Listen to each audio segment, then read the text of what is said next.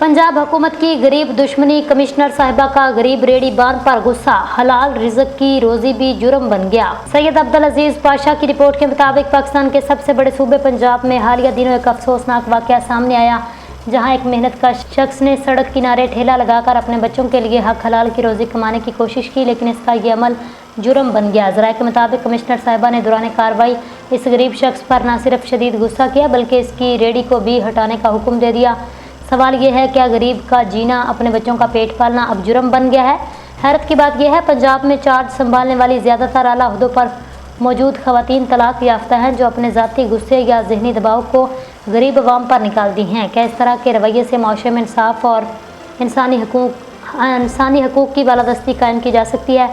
अवाम का कहना है, हुकूमत को चाहिए इन गरीब मेहनत कशों की हौसला अफजाई करे, ना कि इनकी मेहनत की तौहीन। रेडी बान भी पाकिस्तानी शहरी हैं जो बगैर किसी चोरी या गैर कानूनी धंधे के अपनी मेहनत से रोटी कमाते हैं। ये वाक़या हमारे मुशर्रती निज़ाम के उस चेहरे को बेनकाब करता है जहाँ ताकतवर तबका गरीब को कुचलने में ज़रा भी हिचकिचाहट महसूस नहीं करता। क्या पंजाब हुकूमत इन मजलूम रेडी बानों को तहफ़्फ़ुज़ फराहम कर पाएगी या फिर ताकतवर ब्यूरोक्रेसी का यही रवैया जारी रहेगा? मज़ीद अपडेट और हक़ाइक़ जानने के लिए हमारे साथ जुड़े रहें।